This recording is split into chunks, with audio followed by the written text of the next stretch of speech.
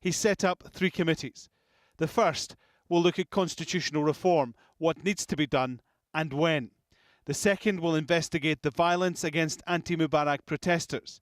And the third is aimed at getting as many people together as possible to discuss the country's future. Today, the President signed a presidential decree for the formation of the Constitutional Committee to carry out necessary amendments to the Constitution and the parallel legislative amendments. He also instructed the Prime Minister to form the steering committee to follow up with the precise implementation of the agreements reached by the parties to the national dialogue, and a third fact-finding committee on the incidents and clashes of Wednesday last, and to refer the outcomes to the Chief Prosecutor to take necessary actions. 40 prominent figures have written to Egypt's Prosecutor General asking him to investigate the Mubarak's family wealth. Some estimates say the president has as much as $60 million in foreign bank accounts. We are asking the Prosecutor General to verify if these news are true or not. If it is true, then he must proceed and ask them to give their statements, and then they go to court, and then they should be punished. They're also demonstrating again in Alexandria, where thousands have turned out in the centre of Egypt's second biggest city. As Cairo and the rest of the country slowly adapt to the new normal, there was a feeling among demonstrators momentum was being lost the moment to remove the president had gone. He has survived the initial storm, but thousands believe he can still be blown from office. Alan Fisher, Al Jazeera. And of course, we've got teams in Cairo, across Cairo, covering these events for us. Shireen Tados joins us right now, overlooking Tahrir Square, I believe. Shireen, just give us a sense of what's been happening out there today, and how does this rally today compare to the Million Man March of last week? Well, I could say with confidence that it's bigger than last Tuesday's Million Man March, and people are still flooding into that square. We're standing with a view to Asr Nil Bridge, which is the main entrance people are using to go into Liberation Square, and it's still flooded with cars and with people, hundreds of people. So clearly there's a lot of momentum behind today. We saw huge queues on the way into Tahrir Square, and although there are these queues and there is these difficulties and security measures to get in, people are still very much in a positive mood. They're still helping each other out, being very cooperative at those checkpoints to try and make sure that those who do get in aren't trying to cause the protesters any harm. And that kind of positive attitude is exactly what the demonstrators, the organizers, the leaders of this were going for today. You say it's different from last week, and certainly I can see from the picture that it's different from what we've been seeing in the last few days. There are a lot of people out there, that's undoubtable, but also we're seeing tents now, Shireen, people just settling in, it seems, into Tahrir Square. How are they able to organize themselves there and just keep this momentum going? I think one of the things that have really struck people covering this and going to these protests is the level of organization, really from the very first day, but they've kept it up. The fact that there are 3 meals a day provided to these people, and this is not something that is necessarily organized in one central way. Everyone just turns up every morning, they make their sandwiches, they hand them out to the people. There are medical centers that have come, that are propped up because people are starting to get sick inside the tent, because those protesters who were injured during clashes last Wednesday needed somewhere to change their dressing, and so they didn't want for these protesters to have to leave the square, so they set up what they need right there. There's also entertainment.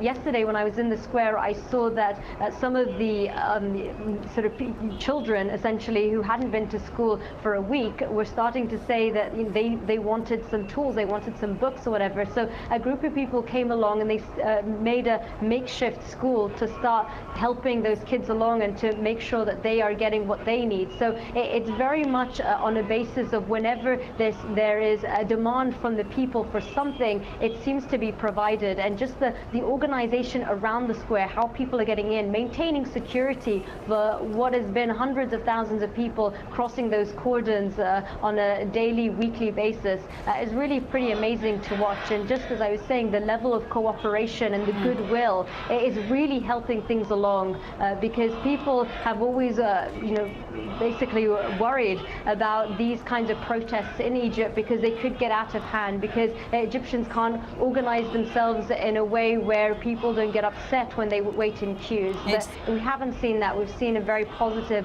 response to these protests and positive atmosphere in the square itself. It's certainly fascinating, Shireen, to see these demonstrators making Tahrir Square their stronghold, their headquarters, if you will.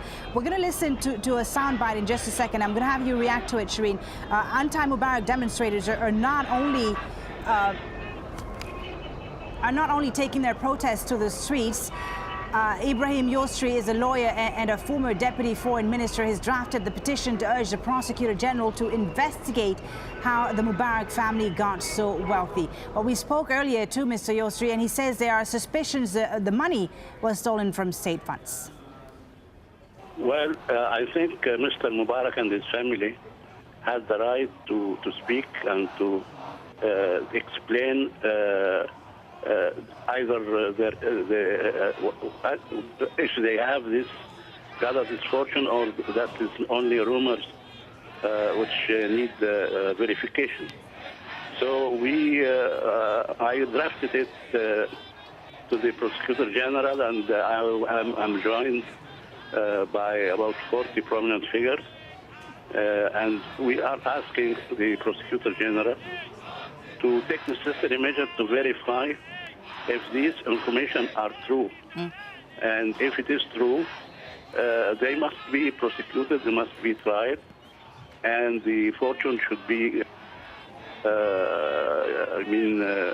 retaken by the people. Information gathered from The Guardian and some German magazine, and also Forbes, and all these things are bringing Mr. Mubarak's family as the second richest man in the world. And we are a very poor country. If this is true, this is a dilemma. If this is not true, it will be okay.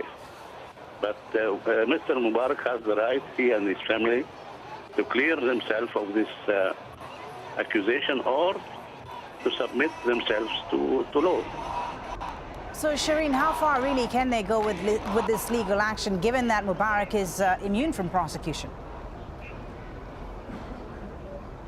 Well, just the fact that lawyers have come together and tried to indict the president in this way, it's unprecedented, and it's resonated across Cairo, not just in Tahrir Square. And it's really brought to the fore this sense that the protesters have tried to create in the country, that now anything is possible, now all bets are off. Because just 2 weeks ago or 3 weeks ago, we couldn't believe that what has now happened could happen, that people would be able to sit in that square and talk openly about their political views, talk about Mubarak in this way. And indeed, I think that this is really indicative of the way in which the country is headed. Even if this particular indictment does not go very far, or certainly does not go very far in the short term, I think the fact that lawyers are talking about it, and the fact that people are able to do this and feel confident right now to bring an indictment like this to the president, says a lot about the state of the country today. Thank you very much, Shireen Tadros, for joining us there live from Cairo.